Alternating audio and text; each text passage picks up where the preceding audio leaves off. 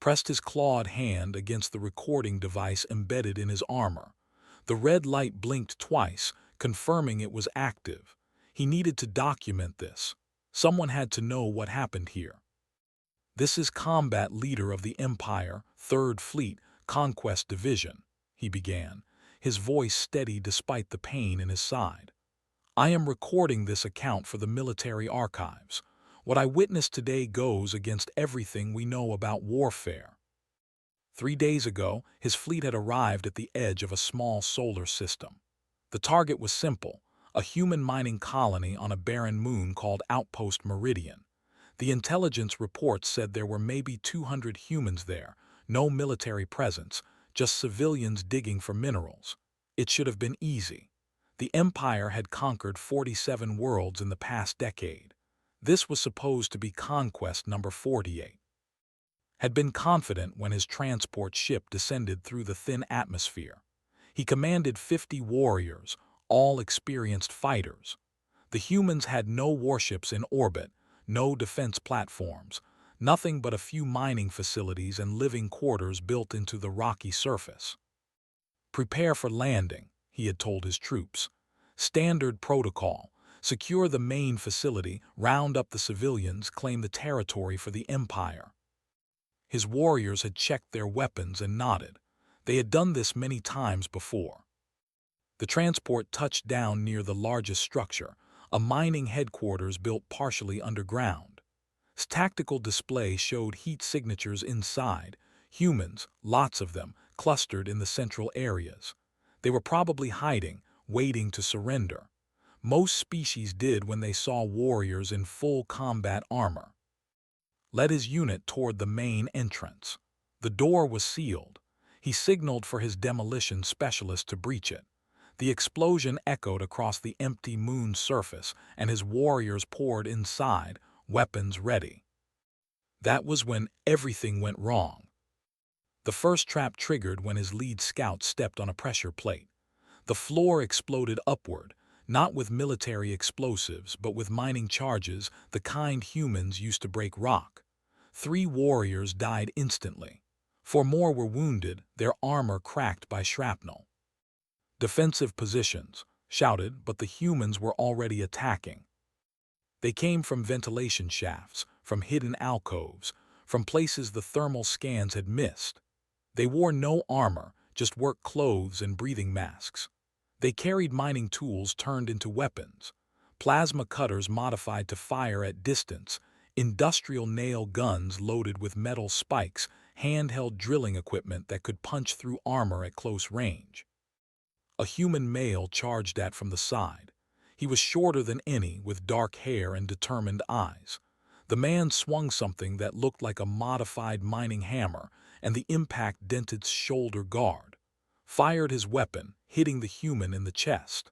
The man fell, but 3 more appeared to take his place. "They are coordinated," transmitted to his unit. "This is not random panic. They planned this." A female human voice echoed through the facility's communication system, speaking in rough but understandable language. "You came to take our home. We will not let you." Later learned her name was. She was the colony's chief engineer, and she had spent the 3 days since the fleet arrived turning her entire facility into a death trap. His warriors fought hard, but the humans knew every corridor, every access tunnel, every weakness in the building they had constructed themselves. When they tried to advance, the humans collapsed tunnels on them. When they tried to retreat, automated mining equipment activated, swinging massive mechanical arms and blocking exits. One human, a man the others called, seemed to be directing the defense. He was not a soldier. Intelligence later identified him as the colony's administrative leader, someone who managed supply shipments and work schedules. But he moved through the chaos like he had planned for this moment his entire life. "Fall back to the transport," ordered after losing his 8th warrior. This was supposed to be a simple conquest, not a battle. The retreat was worse than the initial attack. Humans had positioned themselves along the exit route. They used the moon's low gravity to jump from high positions, landing on warriors and attacking with close-range weapons. Several humans died in these attacks, but they always took at least one with them. Saw one human female, young, maybe barely an adult, leap onto a warrior twice her size. She had strapped mining explosives to her own body. The explosion killed them both. They sacrificed themselves, breathed into his recorder as he ran. They know they will die, and they do it anyway. By the time his unit reached the transport, only 31 warriors remained. 20 had died, taken down by civilians with improvised weapons and desperate tactics. The transport lifted off immediately. From orbit, looked down at the colony. The humans had not surrendered. They had not begged for mercy. They had fought like they believed they could actually win. Fleet Commander reported, "We need orbital bombardment. The ground assault failed." There was a long pause before the commander responded. "Failed? Against miners?" "They are not like other species," said. "They do not surrender when facing superior force. They fight until they cannot fight anymore." The fleet commander ordered the bombardment anyway, watched from his ship as energy beams struck the colony from space. The mining facilities exploded. The living quarters collapsed. The surface turned to burning rubble. But even then, thermal scans showed humans moving in underground tunnels, alive, still active. "How?" one of surviving warriors asked. "How are they still alive?" Had no answer. Now, hours later, sitting in the medical bay while doctors treated his wounds, continued his recording. "I have fought in 17 campaigns," he said quietly. "I have seen brave warriors and cowardly ones. I have seen species surrender quickly and others fight to the last, but I have never seen anything like humans. They are fragile. Their bodies break easily. They have no natural armor, no claws, no enhanced strength.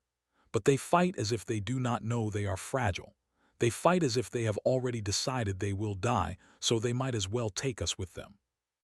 He paused, touching the dent in his armor where the human with the hammer had struck him. "The other species we conquered were logical. When they could not win, they surrendered to save lives. Humans are not logical. They would rather die fighting than live under our rule. I do not understand this, but I fear it." Ended the recording and leaned back. The fleet was preparing to move to the next target, a larger human colony with actual military defenses. His commander expected another easy victory, but had learned something today at Outpost Meridian. He had learned that humans were dangerous not because they were strong, but because they refused to accept defeat, and that made them the most terrifying enemy he had ever faced. The red light on his recorder blinked off. His first chilling account was complete. Activated his recording device again. 3 months had passed since Outpost Meridian. 3 months of the longest, bloodiest siege he had ever experienced. His claws shook slightly as he pressed the controls. "This is Combat Leader Supplemental Combat Log, Day 93 of the Siege of New Seoul. I must record what I have witnessed. The Empire must understand what we face." The human world below his ship looked beautiful from orbit. Blue oceans, green continents, white clouds. It reminded him of the paradise worlds in children's stories, but there was nothing beautiful about what was happening there now. The fleet had arrived with 200 warships, the largest invasion force assembled in a generation. The human world called New Seoul was one of their core colonies, home to 30 million people. It had defensive stations and a small fleet, but nothing that could match firepower. The first week had gone as planned. They destroyed the human defense stations. They crippled the human fleet. They established a blockade around the planet, preventing any ships from entering or leaving. "They will starve," Fleet Commander had declared. "We will wait and they will beg to surrender." But the humans did not beg. They did not even negotiate. Instead, on day 8 they attacked. Had been on the bridge of the battlecruiser Sovereign when the first warning came. Sensors detected multiple ships launching from the planet's surface. Small ships, civilian transports, even cargo haulers. "They are evacuating," the sensor operator had said, "fleeing the planet." But the ships did not flee. They came straight at the blockade. Watched in confusion as a human cargo ship, designed to carry supplies, accelerated to ramming speed. It had no weapons, no shields strong enough to survive combat. It should have been easy to destroy. The destroyers fired on it, tearing through its hull. The ship began to break apart, venting atmosphere and debris. It should have stopped. It did not stop. The cargo ship, already dying, slammed into a destroyer at full speed. The impact crumpled both vessels. Secondary explosions rippled through the destroyer's power core. Both ships exploded in a flash of light that lit up the darkness of space. "One trade for one," whispered. They traded a cargo ship for a destroyer. But it was not just one ship. Over the next hour, 17 human vessels made suicide runs against the blockade. They came from all directions, some loaded with explosives, others just using their mass as weapons. 8 ships were destroyed. 15 more were damaged. The fleet commander ordered a full retreat to a safer distance. That was when First heard the name. Commander, leader of the remaining human defense forces, sent a message to the fleet, broadcast on all frequencies. "You think you can starve us," the human said, his voice calm and cold. "You think we will surrender to save ourselves. You do not understand us at all.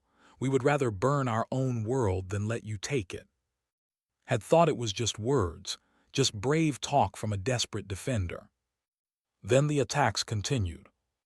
Human ships came every few days, sometimes just one, sometimes dozens. They never followed standard tactics. They used debris fields as cover. They pretended to be damaged and drifting, then activated hidden engines when ships came close. They rigged their own reactors to overload, turning every vessel into a potential bomb. Admiral, commanding the human orbital defense network, sent constant challenges to ships. Her voice became familiar over the communication channels, taunting, daring, threatening. "Come closer," she would broadcast. "Test our defenses, see how many of you die today." On day 30, 3 cruisers accepted the challenge. They moved into close orbit to begin bombardment of the planet's capital city. The human orbital platforms opened fire, but they were outmatched. The cruisers destroyed 2 platforms and prepared to fire on the city. Then human ships appeared from behind the planet's moon, not warships, but converted civilian vessels, retrofitted with weapons in secret shipyards on the dark side of the moon. They had been building and hiding ships for weeks, waiting for the right moment. The ambush cost the 2 cruisers, and heavy damage to the third. Recorded every encounter. He noted how humans adapted to tactics within days. When they used electronic warfare to jam communications, humans switched to laser-based systems. When they deployed fighter squadrons, humans used asteroid fields to scatter them. When they tried long-range bombardment, humans hid in underground facilities that sensors could not penetrate. On day 56, watched something that made his blood cold. A human medical ship, marked with the symbols of neutrality and supposed to be off-limits by galactic law, approached the blockade. It broadcast distress signals, claiming to carry wounded civilians who needed evacuation. "It is a trick," warned. "Do not let it approach." But Fleet Commander, eager to show that forces respected the rules of war, allowed the medical ship to pass through the blockade. The ship exploded 2 minutes later, taking a supply vessel with it. There had been no civilians aboard, just explosives. Stared at the debris field. "They do not even follow their own laws during war," he said into his recorder. "They will use any method, any tactic, no matter how desperate." By day 70, the siege was costing more than it gained. They had lost 43 ships. Thousands of warriors were dead, and the humans on the planet below were still fighting, still launching attacks, still refusing to surrender. Spoke with a captured human pilot, a young woman named Saul. She had been shot down during a raid and rescued from her escape pod. Expected her to be grateful for being saved, to be relieved the fighting was over for her. Instead, Saul looked at him with hatred in her eyes. "You think you have won because you captured me," she said. "You have not won anything. For every one of us you capture or kill, 10 more will take our place." "You cannot win," told her. "We have more ships, more warriors, more resources. Simple mathematics says you will lose." Saul smiled, though there was no happiness in it. Mathematics is not courage. Numbers are not determination. You can have 1,000 ships, and we will still make you pay for every meter of ground you take. Had her taken to medical care, though he could not stop thinking about her words. On day 89, the humans launched their largest offensive yet. Every remaining ship they had, every fighter, every converted civilian vessel, they all attacked at once in a coordinated assault. It was suicide. The fleet outnumbered them 3-1. But Commander did not care about numbers.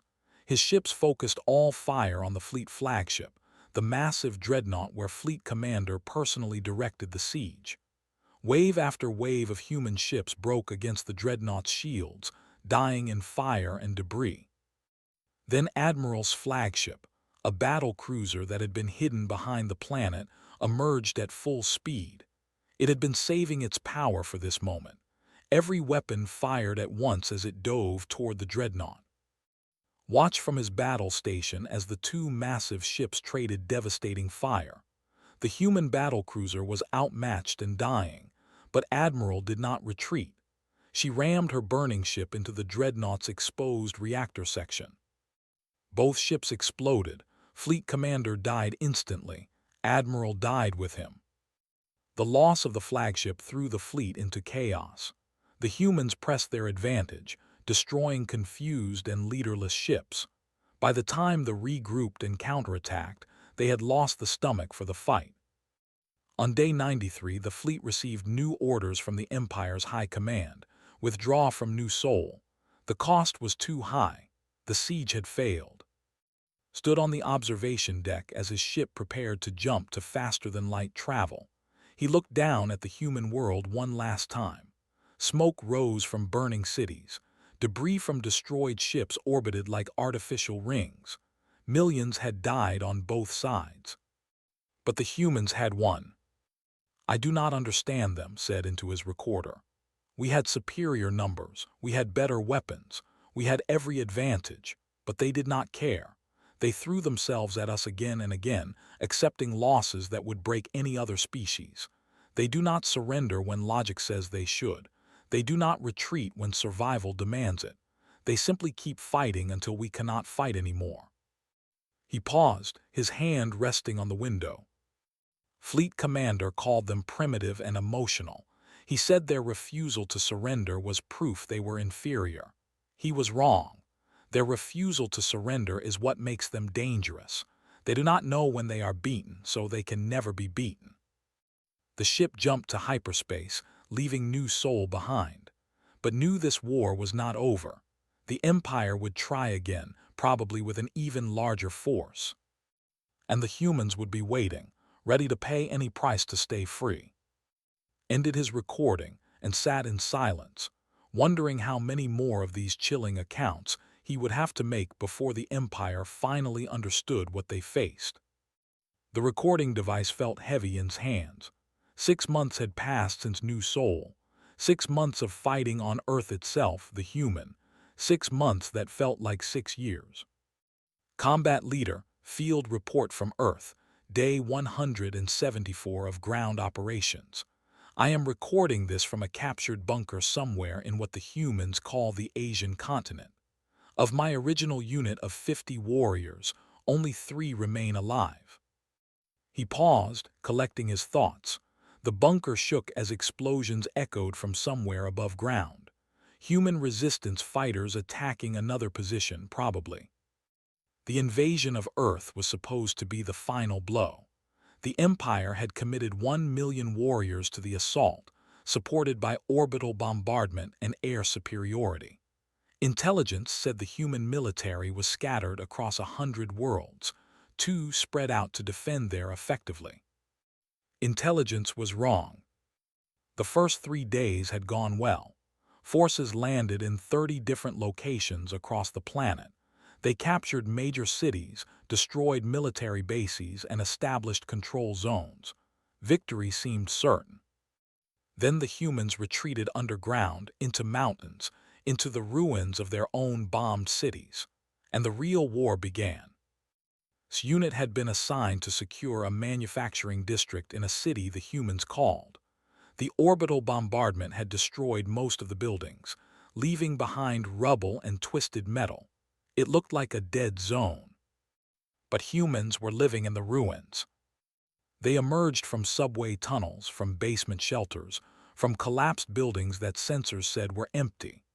They carried whatever weapons they could find: military rifles taken from dead soldiers, homemade explosives, even ancient firearms that used chemical propellants instead of energy. One human fighter became famous in this unit. They called him Jin, though never learned if that was his real name. Before the war, according to captured intelligence, Jin had worked in a factory making consumer electronics. Now he led a resistance cell of 30 fighters. Jin's group was responsible for destroying 12 patrol vehicles, killing 43 warriors, and capturing enough weapons to arm 100 more resistance fighters.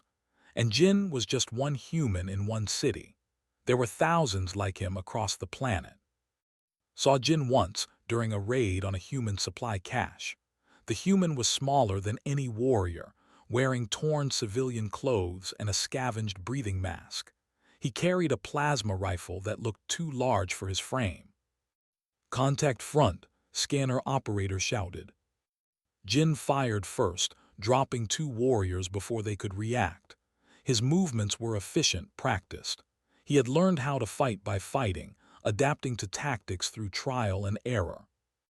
Returned fire, but Jin had already disappeared into the rubble, vanishing like smoke. Other humans appeared from different positions, attacking from angles they had not covered. The ambush lasted less than 3 minutes. 4 more died before the humans retreated. "How do they move so fast through the ruins?" one of his warriors asked.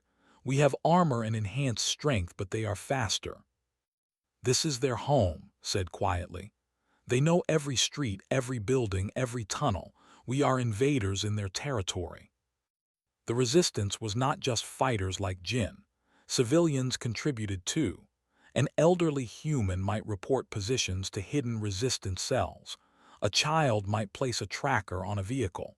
A doctor treating wounded might poison their medicine. Recorded an encounter with a human female named Na. She had been a teacher before the war, educated and peaceful according to the records his unit found. But when forces tried to occupy her school building, Na organized the neighborhood to fight back. She used her knowledge of the building to set traps. She coordinated with other civilian leaders to evacuate children through secret passages while adult humans prepared ambushes. When they finally captured the school, they found it completely empty except for explosives rigged to detonate. Na was captured 2 weeks later during a raid on a resistance safe house, was present during her interrogation. She sat calmly across from the interrogator, showing no fear despite knowing she would likely be executed. "Why do you fight?" the interrogator asked her. "You are not a soldier. You could have evacuated with the children. You could have survived." Na looked at the interrogator with steady eyes. "I fight because this is my home. You can destroy our cities, kill our soldiers, bomb us from orbit. But this planet belongs to humanity. Every meter you take, we will fight to reclaim. Every day you stay, we will make you regret it." "Your military is defeated," the interrogator said. "Your defenses are destroyed. You cannot win." "Winning is not the point," Na said. "Surviving is not the point. Making you pay the price for invading us, that is the point." She was executed the next day. Recorded her final words in his log because he knew the Empire needed to understand what kind of enemy they faced. As months passed, notice something strange. Humans were learning tactics faster than any species should be able to. They studied captured weapons and figured out how to use them within hours. They analyzed communication patterns and predicted patrol routes.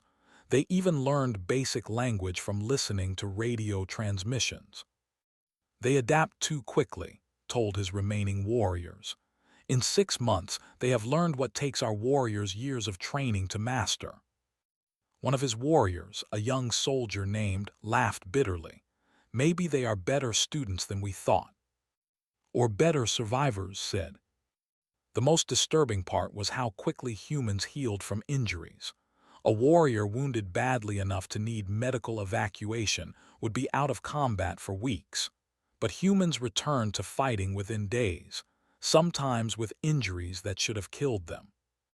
Recorded the case of a human fighter shot in the chest during a raid. The medical team confirmed the human's lung was punctured and bleeding internally. Standard protocol said the human would die without advanced medical care. 3 days later, that same human was spotted leading another attack on a position. He moved slower, clearly in pain, but he was alive and fighting. Their bodies heal too fast, the medical officer explained too. Their immune systems are incredibly aggressive. Their pain tolerance is abnormally high. They can survive injuries that would kill most species. How is that possible? Asked. There, the medical officer said. Earth is a death world by galactic standards. High gravity, aggressive diseases, dangerous predators, extreme weather. Humans evolved to survive in one of the harshest environments in known space. That makes them hard to kill. Added this to his recordings. The Empire needed to know they were not fighting a soft, peaceful species. They were fighting apex predators from a planet that had spent millions of years trying to kill them. By day 170, control over Earth was slipping. What had started as occupation was turning into a grinding stalemate. Every city was a battlefield. Every building potentially hid resistance fighters. Every civilian could be an enemy. This unit was down to 7 warriors when they were ambushed in an underground transit tunnel. Jin's resistance cell had laid the trap perfectly. Explosives collapsed both ends of the tunnel, trapping the inside. Then humans attacked from ventilation shafts and maintenance passages.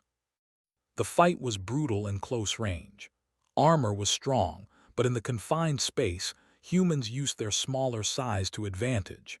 They climbed on warriors' backs, attacked joints in the armor, used captured weapons with deadly efficiency. Fought hard, taking down 3 humans before a piece of debris struck his helmet. He fell, dazed. When his vision cleared, he saw Jin standing over him, plasma rifle pointed at his head. For a long moment they stared at each other, waited for the killing shot. It did not come. Take him alive, Jin ordered in rough language. He is an officer, he might be useful. His warriors were dead or captured. The ambush was over, he had lost. As human fighters bound his hands and dragged him through the tunnels, felt something he had never felt before in combat. Relief.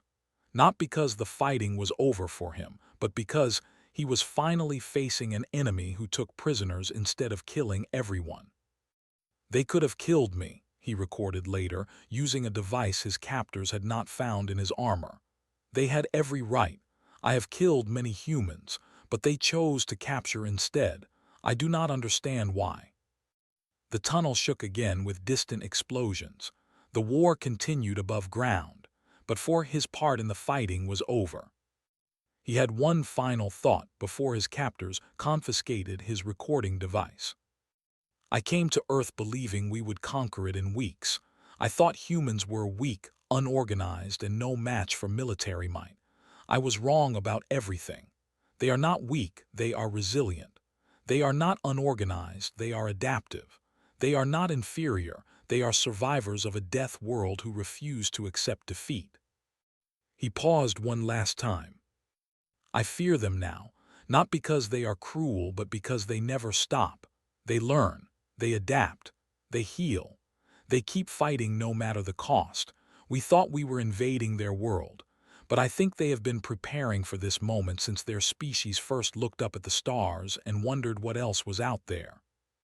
The recording ended, was marched deeper into the human-controlled tunnels, a prisoner of the species he had underestimated. And somewhere above, the war raged on. Activated his recording device secretly, hiding it beneath the thin blanket they had given him. The prisoner facility was quiet at night, lit only by dim emergency lights. He needed to continue documenting what he observed, even as a captive. "This is day 42 of captivity. The humans moved me to a permanent facility last week.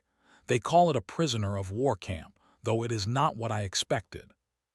He paused, listening to make sure no guards were nearby, then continued. "I expected torture. I expected execution. I expected the same treatment we gave to captured humans: minimal food, no medical care, harsh interrogation. Instead, they gave me a bed, regular meals, and access to a human medic named Bo." Bo had been the first surprise. The young human male had lost his entire family in the orbital bombardment of his city, had heard him mention it to another medic. Yet Bo treated prisoners with the same care he gave to wounded human soldiers. When first arrived at the facility, he had a fractured arm from the ambush. Bo had examined it carefully, set the bone properly, and given him medicine for pain. "Why," had asked, "why help me when I am your enemy?" Bo looked at him with tired eyes. "Because you are wounded, that is reason enough." "But your family—" "My family is dead because of the war," Bo said quietly. "Adding more death will not bring them back. I am a healer, I heal. That is what I do." Had no response to that kind of logic. It made no sense by standards. An enemy was an enemy. You did not help enemies. But humans did. The prisoner facility held about 200 captives, all captured during various battles across Earth. Expected them to be kept separate, isolated to prevent planning or coordination. Instead, the humans allowed prisoners to gather in common areas to talk, to share information. That was where met other warriors and heard their stories. Each one had expected death. Each one had received medical care and decent treatment instead. "They are using psychology," one warrior insisted, "making us comfortable so we let our guard down before they extract information." But weeks passed and the harsh interrogation never came. Instead, human guards, led by a security officer named, maintained order but showed no cruelty. Was firm but fair. He prevented fights between prisoners, distributed supplies equally, and even allowed to practice their religious rituals. Observed everything and recorded it in his hidden device. Day 50 of captivity. I have learned more about humans in these weeks than in months of combat. They have rules even in war. They have laws about how to treat prisoners. And most shocking of all, they follow those laws even when their own people are suffering. He watched human soldiers come and go from the facility. Some had lost friends in battle. Some had lost family to attacks. Yet they did not take revenge on prisoners. They did not abuse their power. "It makes no sense," recorded. "We invaded there, we killed millions of their people, we destroyed their cities, they should hate us. Some do, I see it in their eyes, but they do not act on that hate, they control it." One day brought to an observation room. Through the window, he could see a large manufacturing facility underground, hidden from orbital bombardment. "What is this?" asked. "A weapons factory," said simply. "We are building ships." Stared. The facility was enormous, carved out of solid rock beneath the city. Hundreds of humans worked in shifts, constructing parts for spacecraft, weapons systems, armor plating. It was more advanced than anything intelligence had predicted humans could build. "How long has this been here?" asked. "We started building it 2 weeks after your invasion began," said. "We have 17 more like it across the planet. Your orbital bombardment destroyed our surface factories, So we built new ones underground where you cannot see them. That is impossible. You cannot build this in months. Smiled slightly. You keep saying things are impossible, yet we keep doing them. Maybe you need to change your definition of impossible. Recorded everything he saw. The Empire needed to know that humans were not defeated. They were adapting, building, preparing. Day 70 of captivity. I have observed human behavior in groups. They have something to do, not what they call camaraderie. They work together naturally, without strict hierarchy forcing cooperation. A human soldier and a civilian engineer will collaborate as equals. A young private will suggest ideas to a general, and the general will listen. He saw it everywhere in the facility. Guards chatted with prisoners during meal times, not as friends, but as sentients who could have civil conversation despite being enemies. Medical staff taught wounded how to care for their injuries. Teachers offered language lessons so could communicate better with their captors. They are strange, recorded. They see us as enemies but also as people. We see them as targets or threats. They see individuals with families and histories. One evening, Bo sat within the medical area, checking his healed arm. "Can I ask you something?" said. "Yes." "Why did your people not execute prisoners? In culture, captured enemies are burdens. They consume resources, they are security risks. Most conquered species understand this and accept execution as part of war." Bo finished his examination before answering. "Because we are not at war with individuals. We are at war with the Empire and its choice to invade us. You are a soldier who followed orders. That does not mean you deserve death." "But I killed humans. I destroyed human property. You did what soldiers do in war," Bo interrupted. "That makes you an enemy combatant, not a monster. When this war ends, people like you will need to go home, to return to your families, to rebuild lives. We cannot do that if we kill everyone who fought against us." Struggled to process this. "You think about after the war, about what happens to us when it ends." "Of course," Bo said, "wars always end. What comes after matters as much as what happens during." That conversation changed something in. He began to see humans not as mysterious or incomprehensible, but as a species that thought farther ahead than did. They planned not just for victory, but for peace. On day 90, brought news that made every prisoner stop and listen. "A human fleet is being assembled," he told them during a general announcement. "We have completed construction of 50 new warships, built entirely underground since the invasion began. In 1 week, this fleet will launch and take the fight to space." Silence filled the room. 50 warships in less than a year.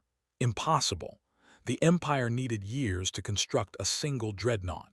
Humans had built an entire fleet while simultaneously fighting a ground war on their own planet. Recorded this in disbelief. They were building while we were conquering. Every day we pushed forward, they were preparing their counterstrike. We thought we were winning. We were simply delaying our own defeat. That night, lying on his bed, thought about everything he had learned. Humans valued life, their own and their enemies. They followed rules even when it cost them advantage. They worked together without rigid control structures. They planned for both victory and peace. They adapted faster than any species should be able to. They turned defeat into delay and delay into preparation. "I understand them now," he recorded quietly. "At least I understand better. They are not like us. They do not think war is about dominance or proving strength.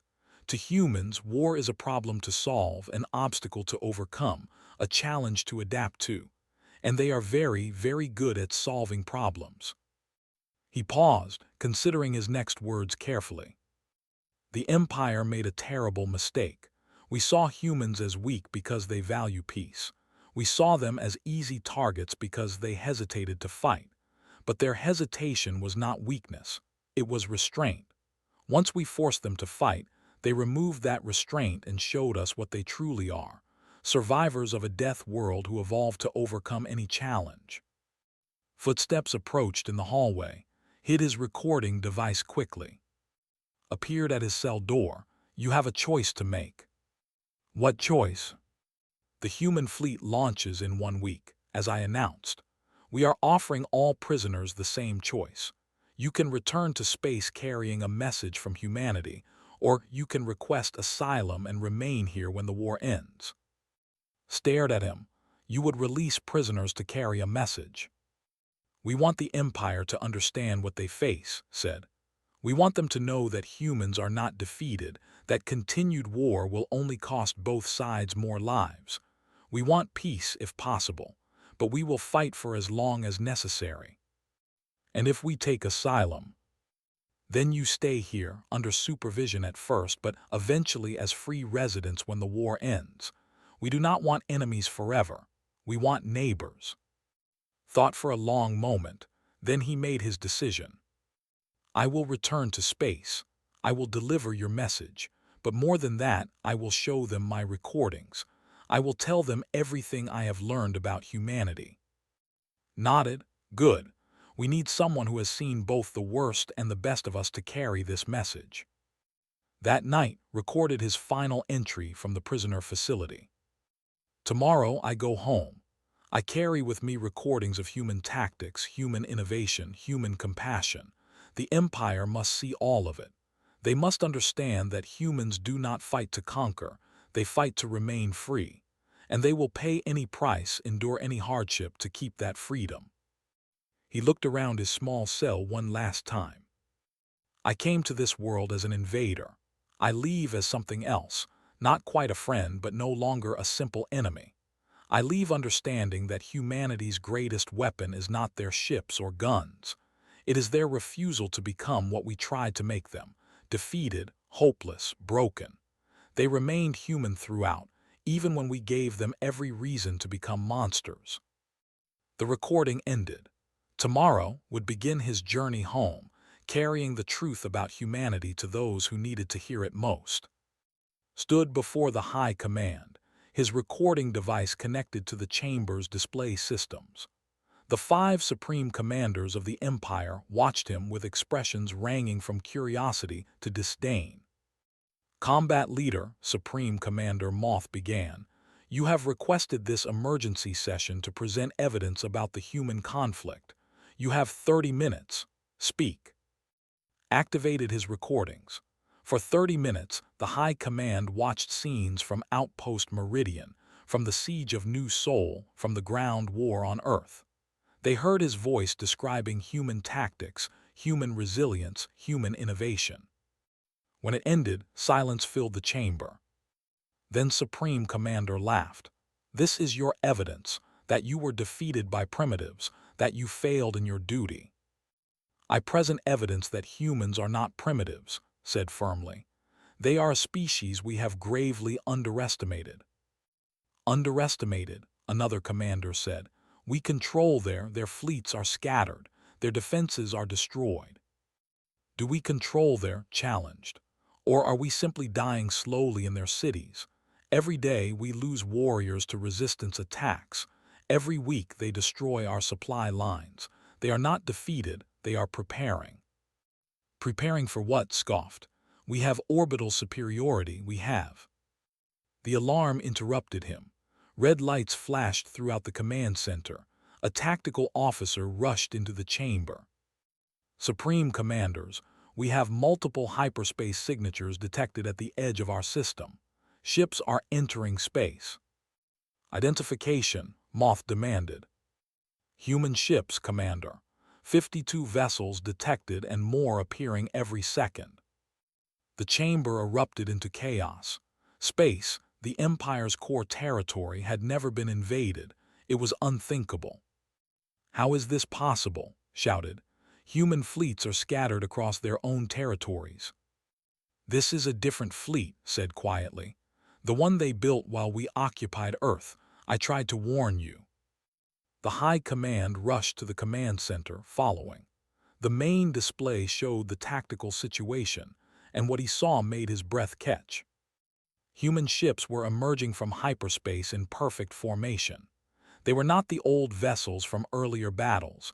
These were new designs, sleeker, faster, more advanced, and they moved with precision that spoke of experienced crews and advanced coordination systems.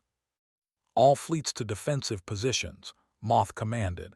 Engage the human invaders. The home fleet moved to intercept, over 300 warships, the largest defensive force in the Empire. They outnumbered the humans 6-1. It did not matter. The battle began at maximum weapons range. Ships opened fire first, massive volleys of plasma and kinetic weapons. The human fleet scattered, moving in patterns that seemed random but clearly were not. Most of the fire hit empty space. Then the human ships returned fire. Watched in disbelief as human weapons tore through shields like they were paper. These were not the crude weapons from the war's beginning. These were advanced systems, possibly centuries ahead of current technology. How? Whispered. How did they advance so far in less than 2 years? War drives innovation, said. Every time we adapted, they adapted faster. Every time we destroyed one of their facilities, they built 2 more underground. They have been learning from us while we learned nothing from them. A human transmission came through on all frequencies. A human appeared on screen, an older male in a military uniform, his face showing both determination and exhaustion. I am Fleet Commander Wu of the United Human Defense Force. I speak on behalf of humanity. You are invading space, Moth shouted at the screen. This is an act of war. You invaded our space first, Wu said calmly. You attacked our colonies, you besieged our worlds. You brought war to now we bring that war to yours.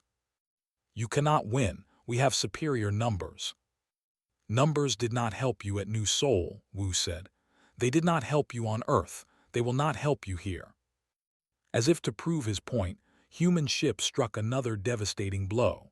A squadron of 12 human vessels targeted a dreadnought, hitting it with synchronized fire from all sides. The massive ship's shields collapsed, and secondary explosions tore through its hull. We do not want to destroy your civilization, Wu continued. We want peace, but we will not accept peace through surrender. We will only accept peace between equals. Equals? Laughed bitterly. You are primitives who barely left your own solar system a century ago. We were, Wu agreed. But war changed us. You taught us to build better ships, design better weapons, think like warriors instead of explorers. Thank you for the lesson. Another voice joined the transmission. A human female appeared beside Wu, younger, with intelligent eyes and calm demeanor. My name is, I am humanity's diplomatic representative. I am speaking to you in your language because we have taken the time to learn everything about you. Your culture, your history, your values. Can you say the same about us? Silence from the command. You invaded us without understanding us, continued, speaking perfect with no accent. You assumed we would behave like other species you had conquered, but we are not like them. We are humans, and we do not surrender our freedom to anyone. The battle continued around them as she spoke. Human ships danced through formations, striking with precision and retreating before counterattacks could land. They were not trying to destroy the entire fleet. They were making a point. We offer you a choice, said. End this war now. Withdraw your forces from all human territories. Sign a mutual defense treaty with humanity, or continue fighting, and we will bring this war to every world in your empire. You are bluffing, Moth said. You have 50 ships. We have thousands across our territory. We have 50 ships here, Wu corrected. We have 200 more in construction. We have industrial capacity you cannot match because we learned to build underground in asteroids on moons you do not even monitor. And every day you continue this war, we build more ships while you lose them. Stepped forward. Supreme Commanders, I request permission to speak. Moth glared at him but nodded. They are telling the truth, said. I have seen their manufacturing facilities. I have seen their innovation. I have seen what they can do when pushed to their limits. And I have learned something the Empire refused to understand. Humans are not inferior. They are different. They adapt in ways we cannot. They endure in ways we cannot. They work together in ways we cannot. He gestured at the display showing the ongoing battle. We cannot defeat them. We can only choose between peace and mutual destruction, and they are offering us peace. You are a coward, shouted. No, said quietly. I am someone who has fought humans long enough to understand them. You have not. You still see them as weak because they value life. But that is their strength, not their weakness. The battle raged for another hour. Ships tried every tactic, every strategy. Nothing worked against the human fleet's superior coordination and technology. When they lost their 100th ship with no human losses, Moth finally gave the order. Cease fire, request negotiations. The firing stopped. Both fleets held position, weapons ready but silent. Wu and transported to the command ship for face-to-face negotiations. Was present as both witness and translator of human thinking. The negotiations took 3 days. In the end, a treaty was signed. All forces would withdraw from human space. The Empire would pay reparations for damage caused. A non-aggression pact would be established. And most surprisingly to the commanders, humanity offered a mutual defense treaty. If another species threatened either civilization, they would defend each other. Why? Moth asked. Why offer alliance after we invaded you? Because war is expensive and wasteful, said simply. Because we would rather have you as friends than enemies. Because the universe is large enough for both our peoples to thrive. And because we believe in second chances. Recorded the signing ceremony. His chilling accounts had come full circle, from recording the start of humanity's battles to recording the peace that ended them. 5 years later, stood on the bridge of a joint human patrol ship. He wore a mixed uniform, representing both civilizations. His role now was to train other species in what he had learned. Never underestimate humanity.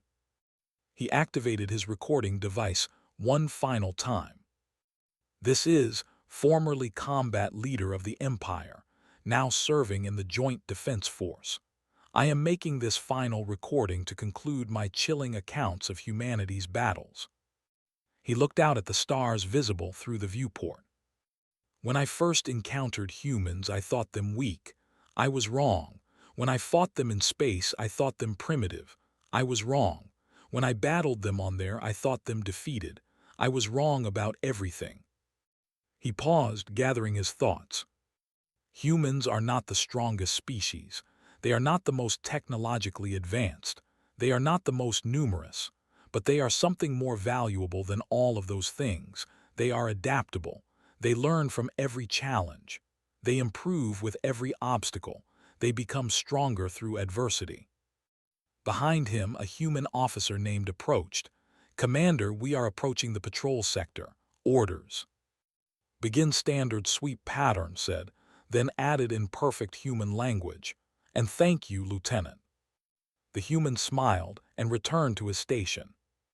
Continued his recording. I thought I was recording accounts of humanity's battles, but I learned something more important. I learned about humanity's choice. When faced with war, they could have become brutal and merciless. They had reason to hate us. They had justification for revenge, but they chose a different path. They chose to fight with honor. They chose to treat prisoners with dignity. They chose to think about peace even during war. They chose to offer friendship even to their enemies. That is humanity's real power, not their weapons or ships or tactics.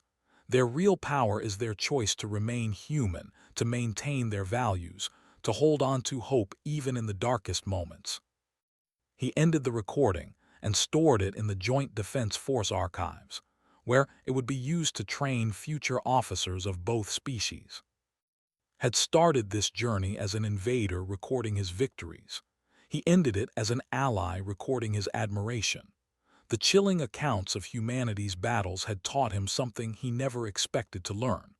That the scariest thing about humans was not how well they fought, but how well they made peace afterward. And that made them the most dangerous and most valuable allies in the entire galaxy.